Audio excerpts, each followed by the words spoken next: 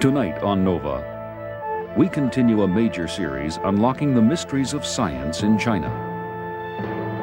It's a tale of triumph, defeat, and the struggle to regain past glory. Journey deep inside these ancient walls in search of the genius that was China.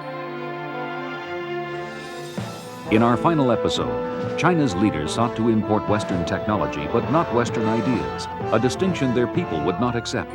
In the wake of the battles, the question persists, will the dragon rise again?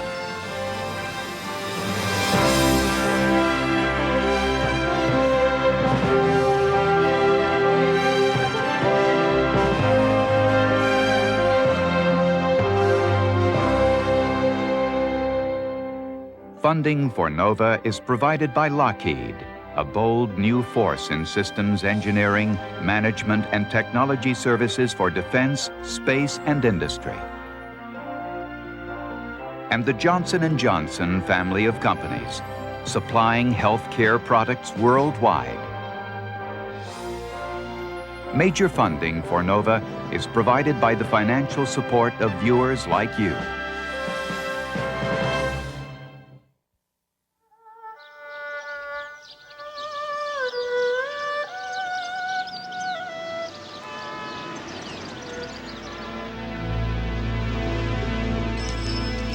Shenzhen, the People's Republic of China.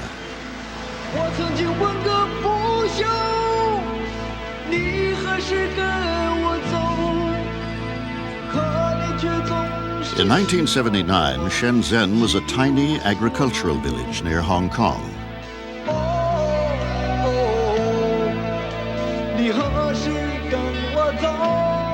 Today it is home to 500,000 people.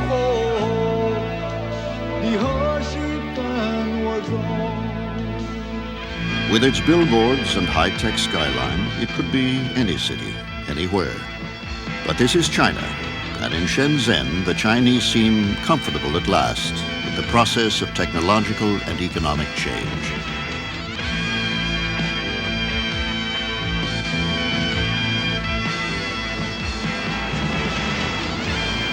China's strongman, Deng Xiaoping, launched the economic reforms that made Shenzhen possible in 1978. His goal was to transform China into a modern economy by the year 2000. For a decade, the Chinese bought all the Western technology they could lay their hands on. It was an aggressive attempt to import the tools with which the capitalist world had built its unprecedented wealth and power.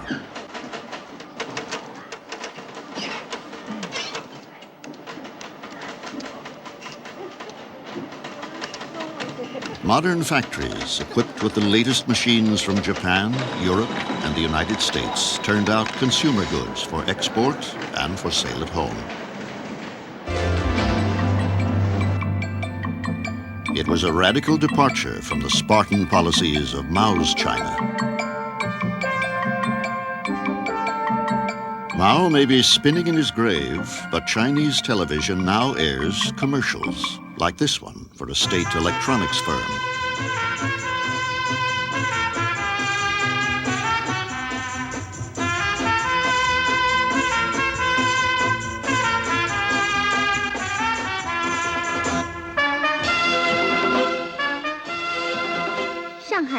Deng and his colleagues accepted the notion that Chinese tastes and fashions might change as the economy opened up, but they still tried to draw one line. Western-style consumerism was acceptable, but Western democratic ideas were not. But could the two be kept separate? The challenge came here, Tiananmen Square, before the gates of the old Forbidden City. In 1989, the students of Beijing seized the square, rallying to the call for political change. The students argued that progress, science, technology, economic growth could only flourish in an open society. Such dangerous ideas led ultimately to a violent confrontation with the regime, in the renewal of a conflict that lies deep within Chinese history. In a rare interview granted Nova in 1987, dissident scientist Fang Liji explained, If we simply try to adopt new technology from abroad without changing our traditional social and economic institutions, we will fail again, as we have done so often in the past. Advanced technology in Western countries is related to their economic and social systems. Only if the Chinese system is changed, and by change I mean greater freedom from bureaucratic control and more democracy, will China have the ability to absorb this advanced technology. Amid the calm rhythms of life in rural China, the battles of Tiananmen Square seem impossibly distant, as they always have. Imperial China, at its height, was an empire of great power. It was ruled by an institution unique in the medieval world, a bureaucracy of men selected for their mastery of China's classical literature, who served an emperor called the Son of Heaven.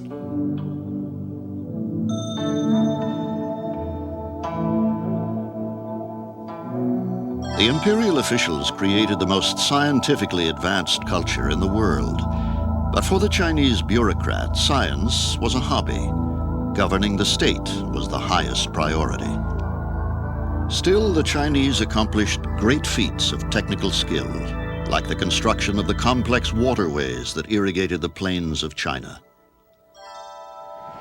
This one, still in use today, was begun 2,000 years ago. The Chinese were among the greatest astronomers of the ancient world. They explored magnetism and invented the compass.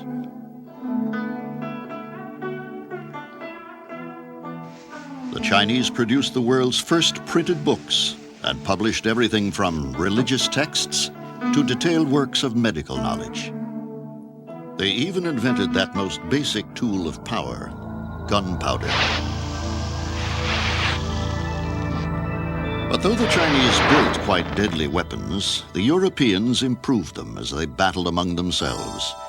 So when China and the West finally collided in the 19th century, the Celestial Kingdom found itself defenseless against the impact of modern military technology.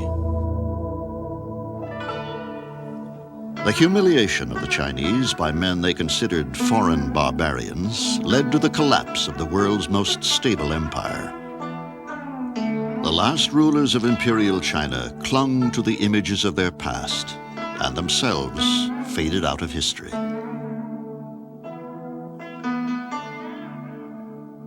China's defeat reverberated throughout Asia. As far back as the 7th century, Japan had borrowed from China ideas, institutions, even styles of art. But when the Western nations displayed their power in the 19th century, the Japanese broke away from the Chinese example. The ancient trappings of the Japanese emperor gave way to the uniform of a Western constitutional monarch. And in the drive to modernize as quickly as possible, the Japanese people followed suit.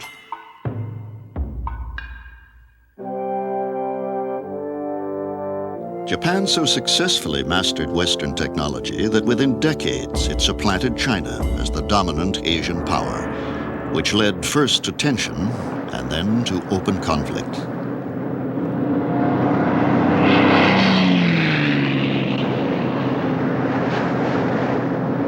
In the 1930s, the armed forces of Japan mounted a devastating attack on China. The persistent Chinese failure to come to grips with the modern technology of war left them unable to defend themselves against Japan's superior weapons and tactics. And yet, the Second World War was a disaster for Japan as well.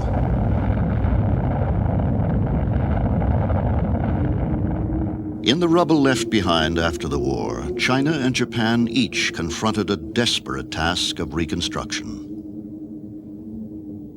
As they rebuilt, both nations sought Western science and technology, but they did so following very different paths, with consequences that echo today.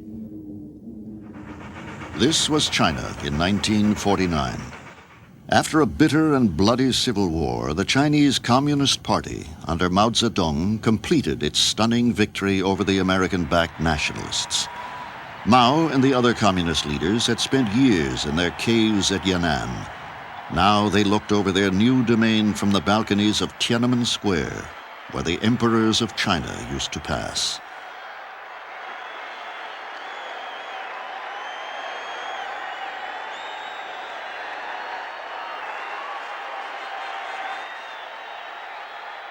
Marxism really came to China through victory in war. And then, of course, once it had won, then it appealed very much to all the other instincts of the Chinese. Unity. A united China, a central state that the Chinese have been accustomed to for so many centuries, in place of chaos and anarchy, which seemed to accompany liberalism and all the freedoms that other Western ideas had emphasized. Instead, it was something solid, strong, with a clear set of principles and ideals, with a clear goal, and asking the Chinese people to follow, and arousing their idealism and their willingness to commit themselves to this revolutionary ideal. In that sense, it replaced Confucianism, a new ideology for all, as it were. And this new one was inspiring in even more ways than the old one. The old one had looked tired and aged, but this one was new, fresh. In 1950, Mao flew to Moscow to seek Russian aid and advice. Stalin offered only a small loan of $300 million, but sweetened the deal with an enormous commitment of experts and technology to construct the new China.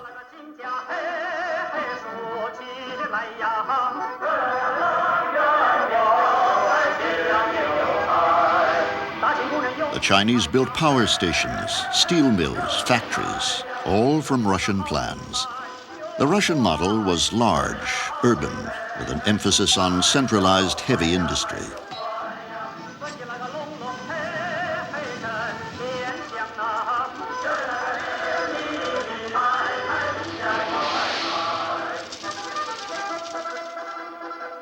Propaganda films emphasize the mythic side of the links between the early Russian and the Chinese revolutions. The symbolism highlighted Lenin's role as the guide to all socialist revolutions.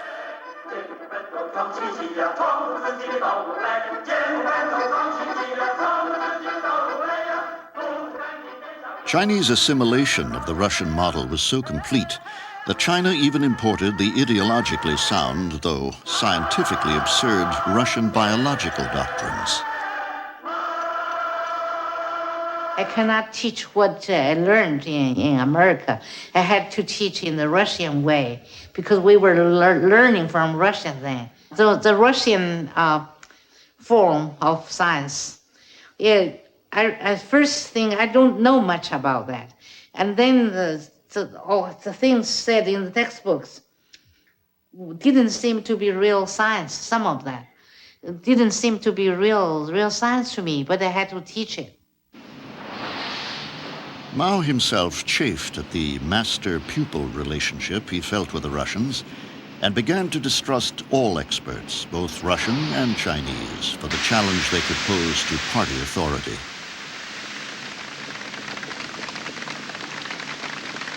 In the mid-1950s, Mao began to seek a purely Chinese road to economic and industrial growth.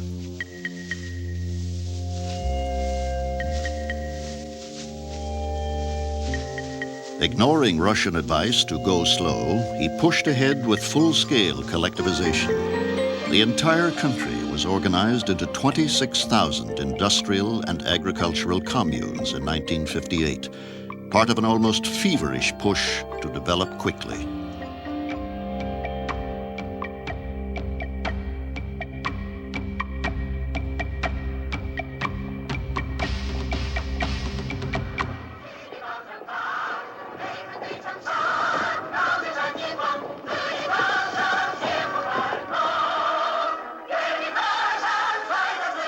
Commune life was painted in glowing colors, the better to persuade peasants who had only just received their own plots of land to hand back that land and join the collective enterprise.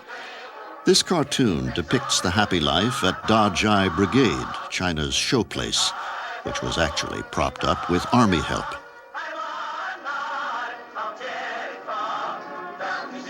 With propaganda and coercion, and with the force of his vision of a socialist state built by hand by the new socialist man, Mao did succeed in mobilizing the Chinese peasantry.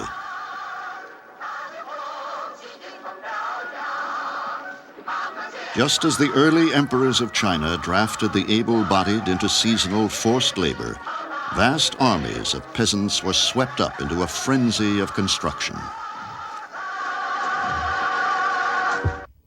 Mao always felt that if you unleashed the Chinese people, they would achieve miracles. This is a very important concept in any third world country, because you have to change your attitude to, from one in which you are dominated by nature to one in which you can see that you can shape nature. He always went to excess. The case of the Four Pests campaign was one example. He decided that healthcare was vital. He was right. He said, we will eradicate the four pests: sparrows, mice, mosquitoes, and flies. And in the case of sparrows, the Chinese went out on the streets of their cities, they beat gongs, they made noises, the sparrows were frightened, they flew around until they were exhausted, fell to the ground, and were killed. The result was a massive insect infestation, and the insects destroyed the crops that the Chinese were trying to protect from the sparrows. So the following year, they changed sparrows as a pest to bedbugs. Other campaigns were more successful.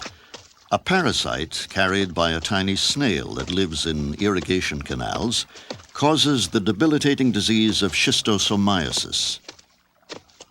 Using minimal technology, the snails were collected and the disease largely controlled.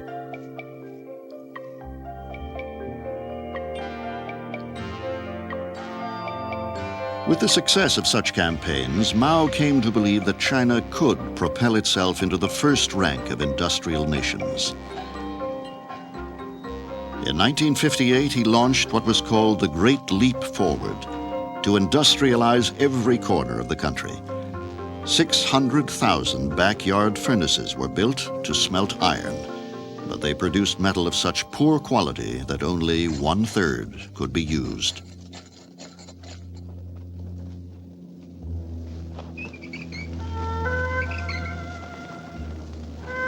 Meanwhile, peasants making iron weren't growing crops.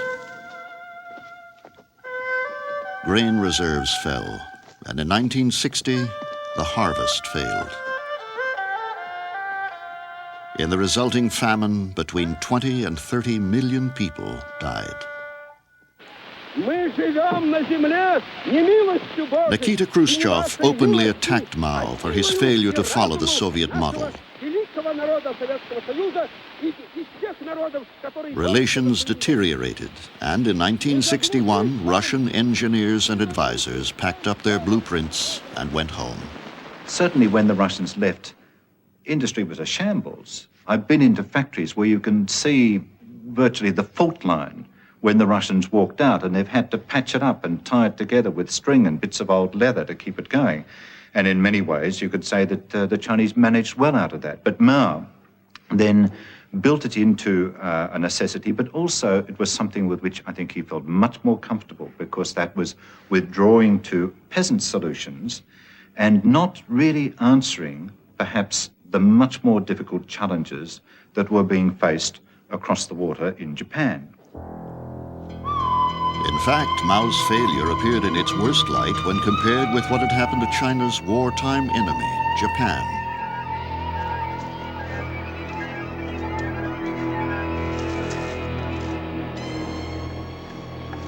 By 1945, Japan was even more devastated than China.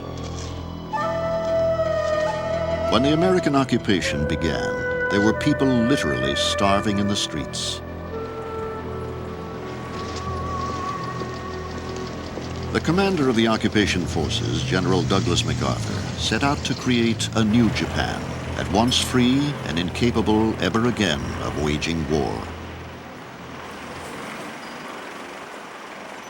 The occupation forces had to rebuild Japan's economy, reorganizing its businesses and encouraging the institutions that Americans believed essential to democracy.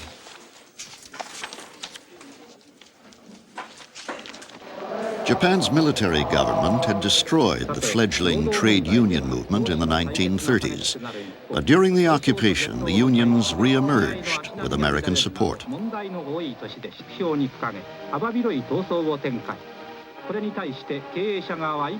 Union activity was viewed by the Americans then as a key device with which to build democratic values. However, as the unions became more active, strikes became common and increasingly violent.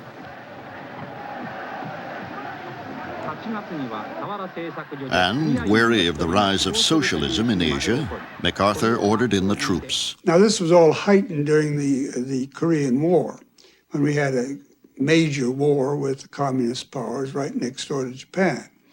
And Japan was seen as being practically on the front line between East and West, and a very important country in that way. And so Japan began to loom in American minds as being something more than just a country to be reformed, but a country to be made part of the defense lines of the West against the communist East. The Japanese built munitions for the forces in Korea, and the speed with which Japan re-industrialized reflected its historical ability to utilize foreign technology. Japan's automobile industry was on its way back.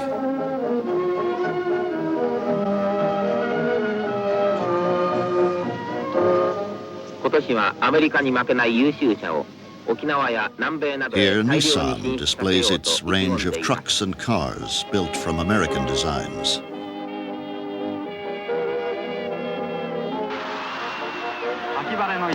As China had with the Russians, Japan too copied its foreign model in exquisite detail.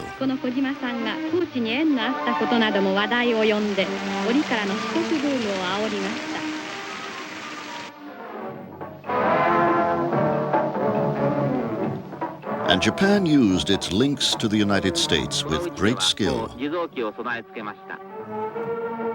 In the early 1950s, Japan's electronics industry was about to begin its remarkable rise. These two men, Akio Morita and Masaru Ibuka, were pioneers. Their company produced this, Japan's first tape recorder, which used the vacuum tube technology of the day. But in 1949, Bratton, Bardeen, and Shockley developed the transistor at Bell Labs. In 1952, in the face of skepticism from the Ministry of International Trade and Industry, MITI, Morita flew to the U.S. to purchase a license to produce the new devices in Japan. Well, Morita is successful in America. And in 1953, the Totsuko company is in a position to go to MITI asking for the funds, the foreign exchange required, $25,000, to bring the technology into Japan. So far, so good. But MITI, at this time, is innately conservative and worried about the loss of foreign exchange. So MITI holds back on the deal. And the two corporations have to get together, signing contracts and making commitments. And only after that does the finance come through from MITI and the seal of approval stamped on the deal. Now, what is interesting here is that this is really the foundation of the Sony Corporation. And this is the creation also of a consumer electronics revolution based on the installation of the transistor into a small portable radio and into, later on, into television sets. So there must have been people who were kicking themselves. In the States, the American executives, in Japan, the bureaucrats who had foreseen that the transistor might be useful, for hearing aids. The truth of the story then, the importance of the story, is that Japanese corporate endeavor was, at least at these points, ahead of American corporate endeavor and ahead of the Japanese government itself. This is very important. And it's at a time when the label made in Japan is a symbol in the West of all that is shoddy, all that is cheap, positively nasty in industrial production.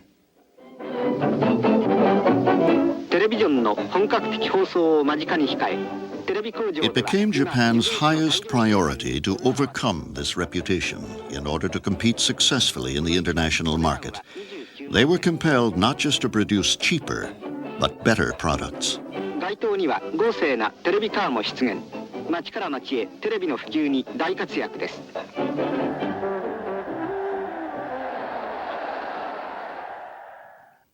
The key to doing this was presented to the Japanese by an American engineer named Dr. Edward Deming. Deming developed the notion of scientific quality control to improve arms production during the Second World War.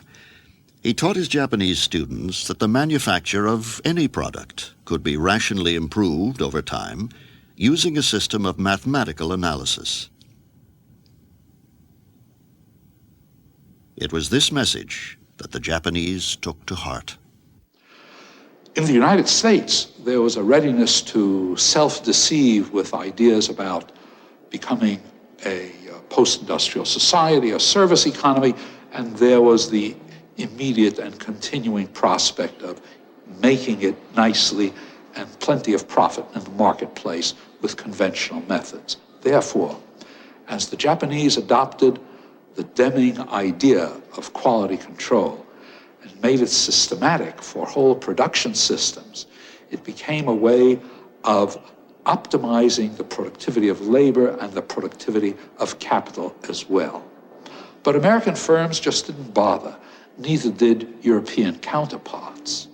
So you have to come back to the point that in Japanese industry, there was an imperative to make it well by excellence in production, because that's all they had to trade off with to the rest of the world.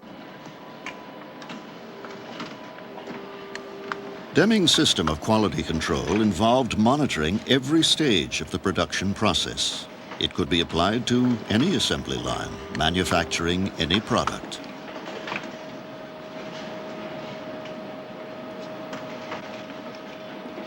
But Deming's ideas required the commitment of both managers and workers, and it was here that Japan possessed its greatest edge.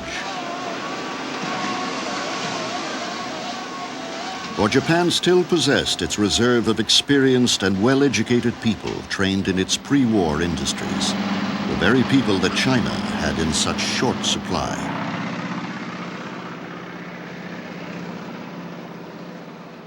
Nevertheless, by the early 1960s, China had made some headway in its efforts to mechanize and modernize without Russian help.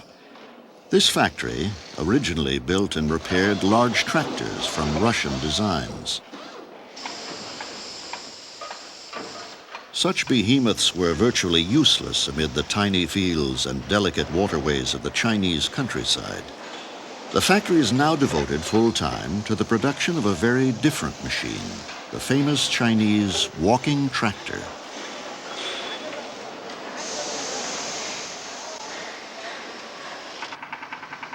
Two engineers at the factory, working with a technical institute in Shanghai, developed the tractor, known locally as an iron cow.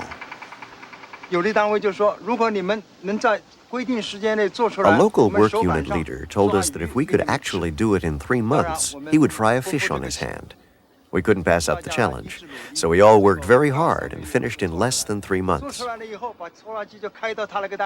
Then we drove one of our tractors over to his commune, and because he couldn't fry a fish on his hand, he had to serve us a big fish for lunch.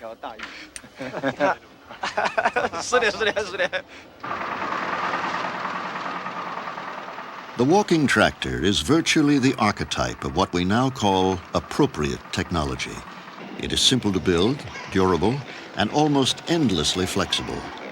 When it was introduced to the Chinese peasant, it became almost immediately the tool of all work, as it remains today. But the Chinese in the 1960s also attempted to develop expertise at the cutting edge of science.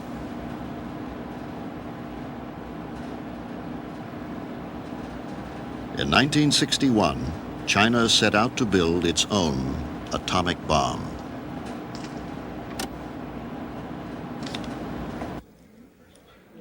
In 1963, the Soviet Union and the United States signed a test ban treaty, which they hoped would help prevent the proliferation of nuclear weapons technology. But the Chinese refused to join the international accord.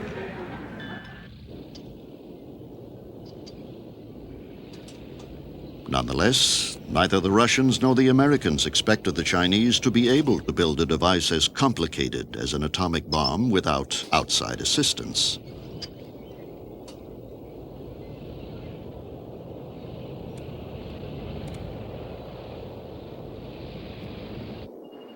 In fact, it took the Chinese just 3 years to do it.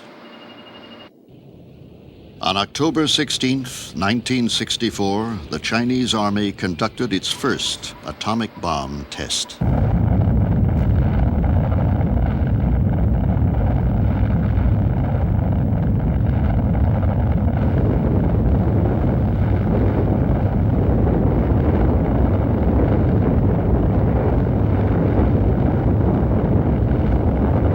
The successful test stunned people all over the world. But to Chairman Mao, the implication of membership in the Atomic Club was obvious. China was now a superpower. He said, "We have the spiritual atomic bomb, which is impossible for the enemy to acquire. And we also have the material atomic bomb. No enemy can defeat us. If the imperialists dare to impose war on our heads, we will finally break the sinews and bones of the aggressors and thoroughly and completely destroy all of them." However, the bomb tests so proudly documented revealed the gap between specific technical achievements and a broader application of science as China prepared its cavalry for the nuclear battlefield.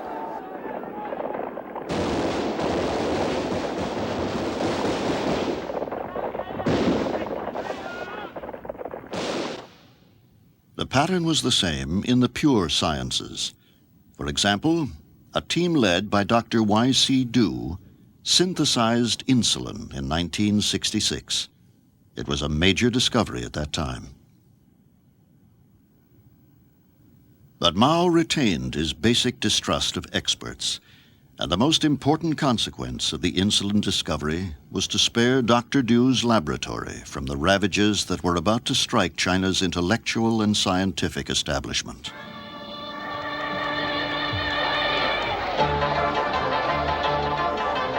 The failure of the Great Leap Forward had forced Chairman Mao to relinquish some of his power. And in 1966, he reasserted his claim to primacy in China with his last campaign, the Great People's Cultural Revolution.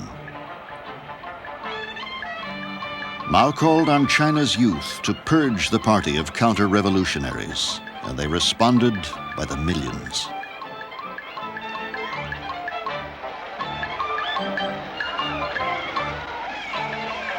Children formed themselves into Red Guard battalions. Mao's thoughts in the Little Red Book were elevated to the status of a sacred text.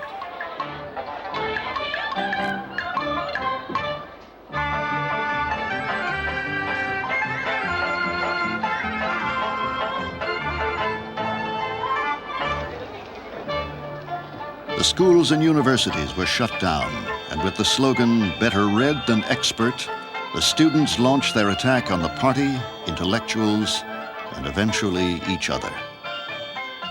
Scholars were paraded through the streets wearing dunces' caps. The despised experts were sent out to the countryside, and a whole generation of Chinese scientists and thinkers lost their most productive years.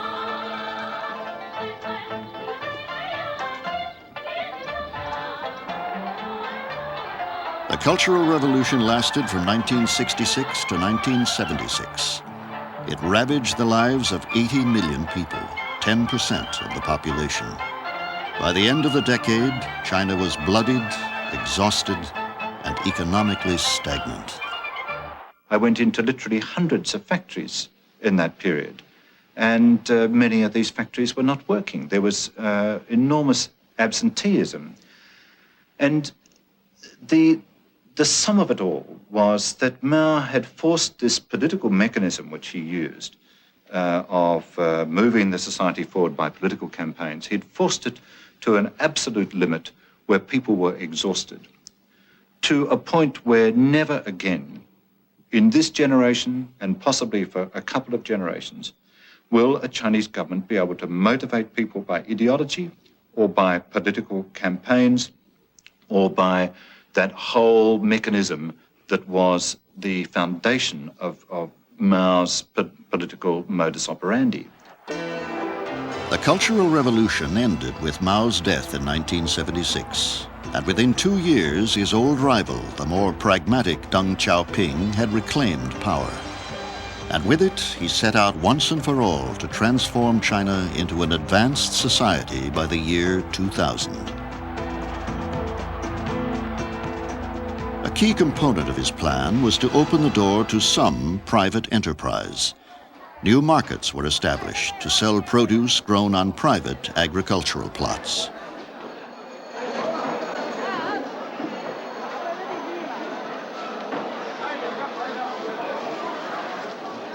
Cash, in short supply during the Cultural Revolution, began to change hands faster and faster.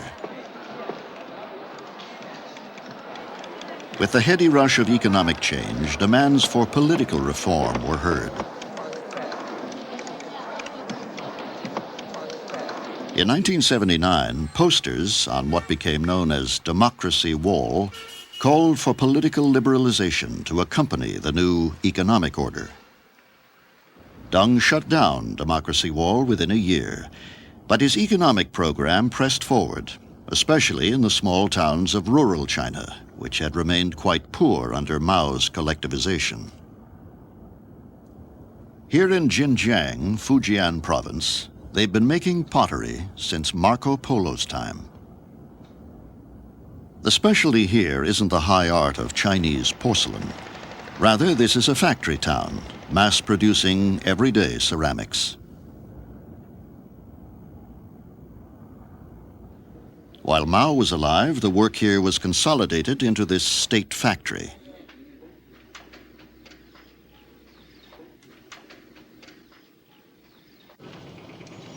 But with the economic reforms, private pottery workshops sprung up throughout Xinjiang, 500 of them within a decade.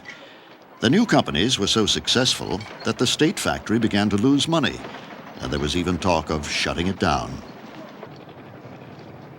Instead, the state factory itself was made a kind of private concern, an umbrella organization leasing its kilns and studios to private contractors. By 1987, an annual loss of 75,000 yuan had become a profit of 200,000. The impact on the rural economy around Xinjiang was dramatic. Throughout the town, everyone seemed to be building.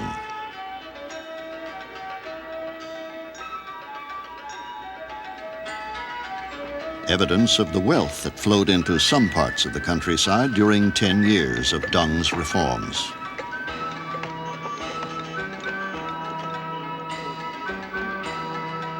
Because houses can now be inherited, the lavish ones reflect what can be thought of as Mao's worst nightmare, the re-emergence of distinctions of wealth and status.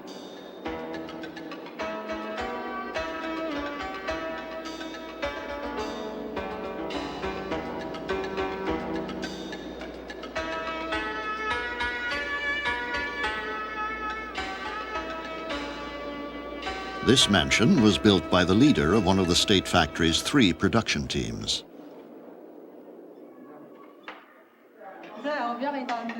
Such conspicuous consumption created tension between the new rich and those who did not benefit as much from the boom. Still, rural areas continued to grow, while China's urban-based manufacturing sector, after a decade of Cultural Revolution neglect, had missed out on what was happening in the industrialized world, the robotic revolution.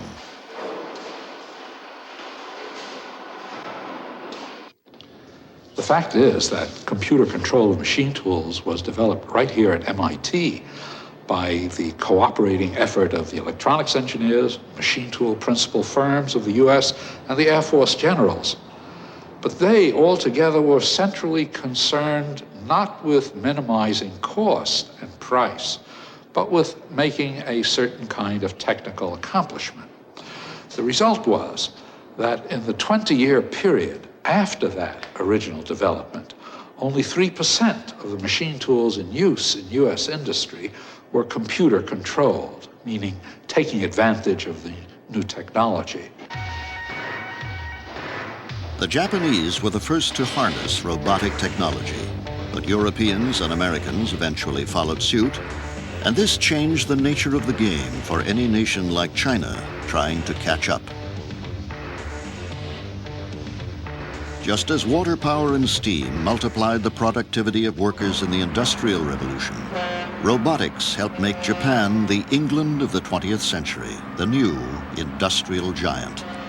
And under Deng, China set out to learn from Japan's experience. Shanghai 20th Radio Factory has been one of the most aggressive Chinese enterprises seeking new technology from the West. Shanghai 20th, itself a state factory, has bought a Japanese printed circuit production line to serve both as a manufacturing unit and as a teaching tool. Right next to it, matching the Japanese machine station for station, is a Chinese copy built by reverse engineering, taking the original line apart and reconstructing it from scratch. The new technology has forced Shanghai 20th to adopt unfamiliar strategies to get the most out of their workers. The solvents used in producing printed circuit boards yielded huge volumes of dangerous wastes.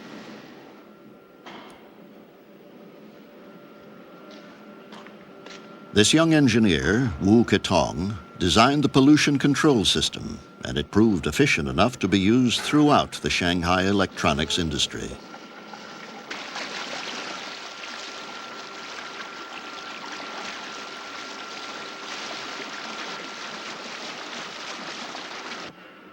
The design earned Wu a bonus of 900 yuan, about a year's salary, and a reward would have been unheard of under Mao. The cash incentives that became popular as Deng's reform progressed loosened the factory's once iron hold on its workers. So Shanghai 20th schools its workers in the factory's credo.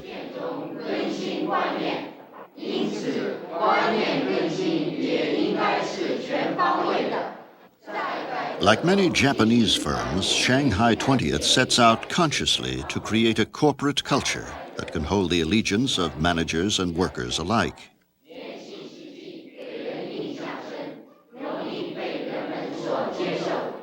The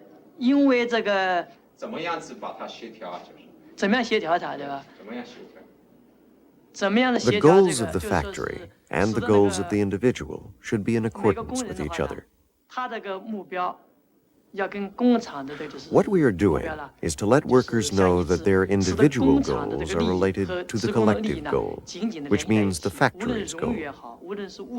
Money and reputation, all those benefits, cannot be separated from the factory's goal. Okay, now the four departments are finance, accounting, BDP, and administration. Okay, the first function of the finance department. As expertise replaced ideology as the central virtue in the high-tech sector, enterprises like Shanghai 20th were encouraged to send their managers abroad to learn how to run the modern factories China hoped to import. Or any excess cash. It was a willingness to borrow from abroad that neither Mao nor the earlier rulers of China had been willing to contemplate. To monitor the foreign currency inflow and outflow. By the late 1980s, with industrial growth running at 10% per year, Deng's program of economic reform seemed an unqualified success. The leaders of China believed that it was possible to import the machines from the West without introducing corrosive ideas from there as well.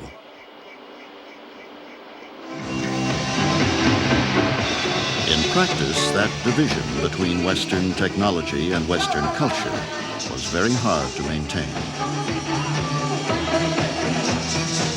The workers at the Meadow factory in Shenzhen can even change jobs. Unprecedented freedom of movement for China.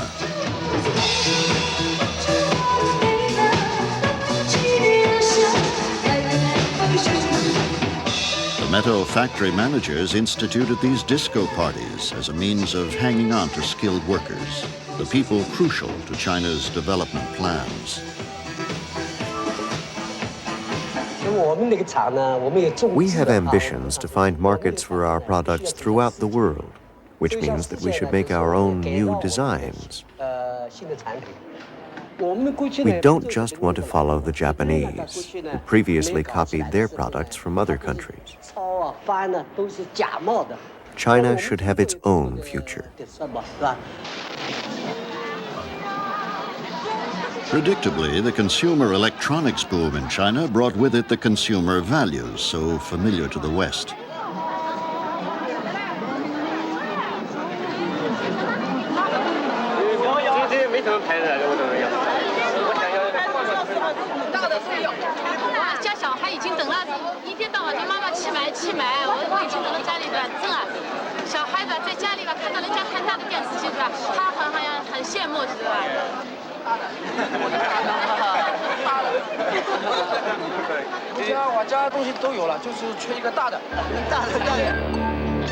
The modernization efforts extended beyond consumer goods to the high-stakes arena of big-budget science.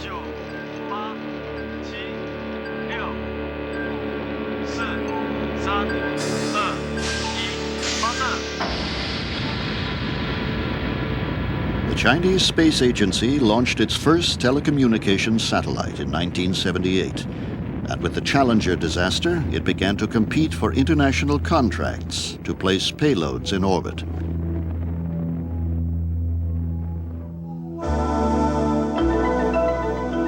Basic research also moved forward throughout the 80s.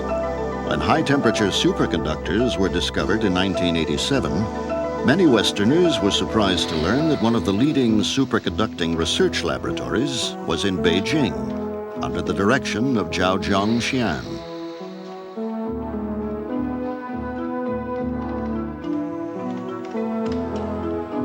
Within months after the initial discovery by Swiss scientists, Zhao's laboratory was routinely working with the new superconducting materials. As foreign visitors saw both the laboratories and the city streets of the new China, some observers began to speculate about the possible re-emergence of China. Political scientist Roderick McFarquhar speaking in 1987. I think that East Asia clearly, Japan, Korea, Singapore and so on, has posed a major economic challenge to the West. And if we're not careful, that could end up in some kind of real confrontation, economic confrontation. I think, however, without China as an integral part of that East Asian challenge, it's never going to be a real political challenge. China alone, it seems to me, with all due respect to Japan, is the one country in East Asia which has the credibility and the self-confidence to provide an alternative political pole of attraction to America and Western Europe. China's new face was visible wherever one looked.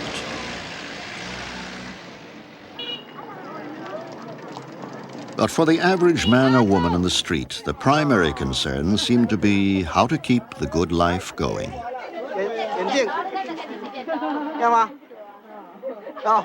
Most of the Chinese, they don't care about ideology, and they have to sometimes listen to what the party tells them about those ideas, and when they have to, they will repeat the same words, but that's not what's really driving them. They're driven by the opportunities to improve their own lives, to test new freedoms, to try out new styles, to find new kinds of technology, to learn more about the outside world, and that has very little to do with ideology. The leadership didn't object to such ideological unconcern, so long as the Chinese people confined their interest in things Western to innocuous pastimes. But in 1986, the students of Beijing directly challenged the party's authority. In demonstrations sparked by the threatened removal of popular party chairman Hu Yaobang, the students called for major political reform. The movement was outlawed, and on this occasion the protesters went home. But between the students and the Communist Party, the rift deepened. Speaking to Nova the next year, dissident astrophysicist Fang Liji explicitly confronted the government. Of course, China needs Western technology badly, and the introduction of high technology from abroad would have a significant influence on China, at least an economic impact. The introduction of Western technology has influence on other aspects because high technology has close links with the culture and system from which it comes. The introduction of technology would play an important role in China's progress. But if the current Chinese system is not changed accordingly, it will be impossible to absorb the high technology. I think the technologists really are the leaders of China's movement to have a more open society. They're the ones that have had the most sustained contact with the West. They understand better than anyone else how technological change and social and cultural change are part of the same package, and therefore they're the leaders in providing sort of the kinds of breakthroughs that are needed to modernize the country. Unfortunately, they may be moving a little bit too fast, or at least faster than the bureaucracies are willing to move on its own. Such views now seem prophetic. The death of Progressive Party Chairman Hu in 1989 was the spur that prompted first a demonstration in his memory, and then a month-long occupation of Tiananmen Square by students demanding far-ranging change in every aspect of the Chinese state.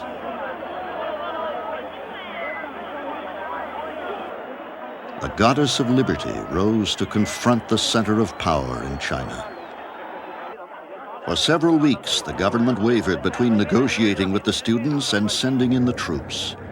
Then, on June 4th, the uncertainty came to an end. Heavily armed soldiers entered the square, and in the clashes that followed, an estimated 1,000 Chinese died. The next several days saw acts of extraordinary individual courage. But the central government tightened its hold on the situation, denying reports of a massacre and arresting all the participants they could find.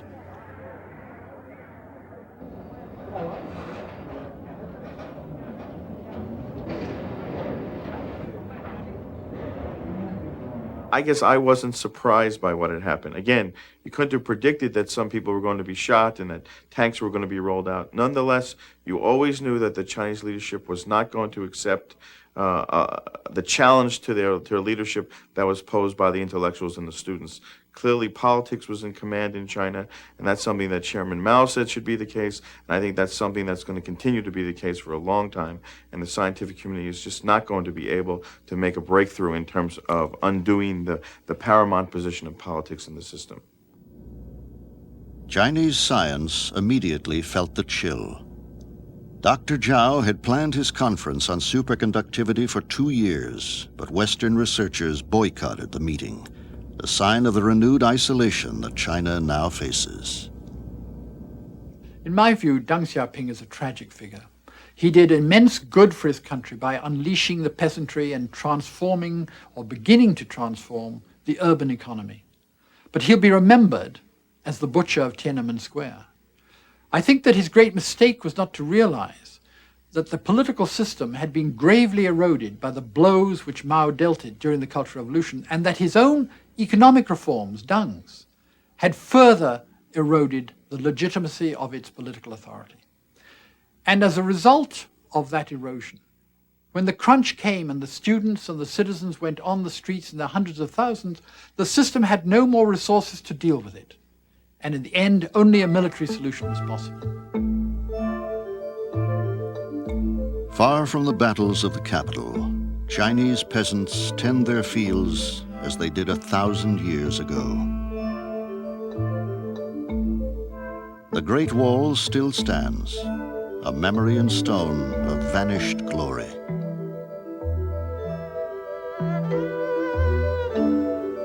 China retains its ancient monuments, its history of extraordinary accomplishment.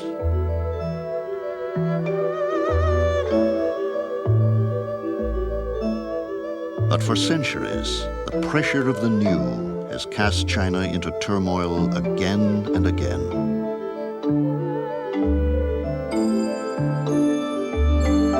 Mao still watches over Tiananmen Square, but the battle within continues.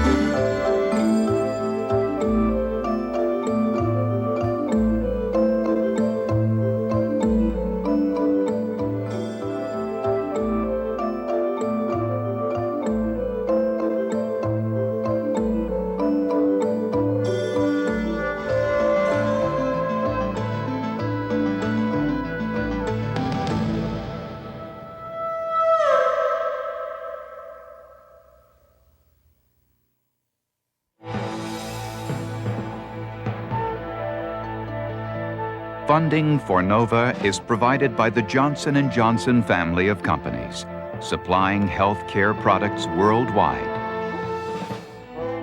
And Lockheed, a bold new force in systems engineering, management, and technology services for defense, space, and industry. Major funding for NOVA is provided by the financial support of viewers like you. For a transcript of this program, send $5 to this address or call 212-227-READ.